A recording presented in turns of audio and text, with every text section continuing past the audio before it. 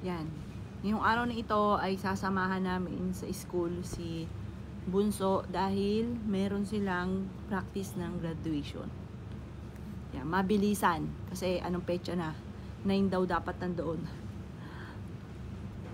Yan, ako mabilis akong pumilos. Kaya ko nga ang 5 minutes lang naligo eh. Sa mabilisan.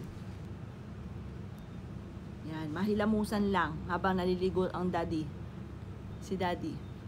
Para kahit pa paano, maayos-ayos naman ang itsura pag pumunta sa school. Yan, pagkatapos ito,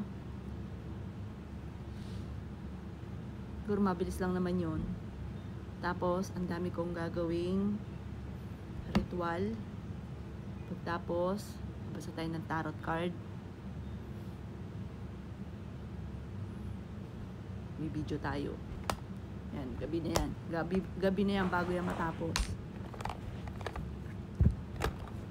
Tapos, ito yung lipstick ko. Favorite ko to. May backup na ako nito. Kaso nga lang, sayang naman.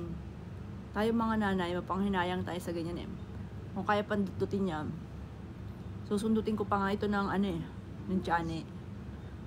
Para simot na simot. Tapos, yan. Aking kilay.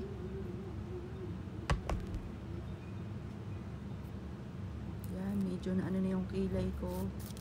Wala na rin akong panahon magpa-retouch niyan, tsaka ang sakit-sakit. Dadaanin ko na lang sa 15 pesos na eyebrow. Pero nagkaroon na ako ng buhok dyan dahil sa aming castor oil. Kaya hindi na rin ako magpapa-retouch. Lalagyan ko na siyang ganito kasi namuti siya gawa ng foundation.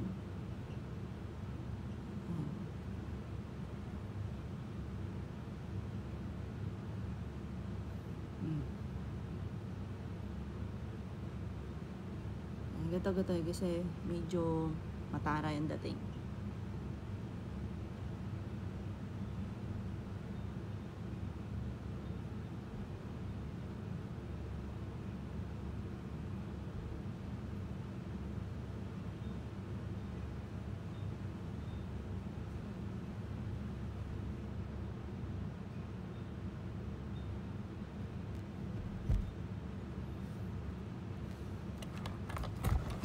Tapos, lalagyan ko nito yung aking. Meron na rin ako, may backup ako nito. Kaso nga lang, sayang kasi.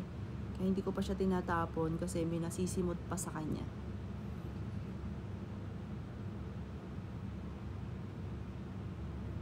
Yan. Tapos, lagyan ko konti papula. Kasi sa school lang naman pupunta. Kaya medyo ano. Pero pagka nagbibideo ko, kinakapalan ko para makita siya sa video. Pero pag sa school lang, ganyan. Para hindi naman parang bagong gising. Yan, samahan niyo po kami sa school.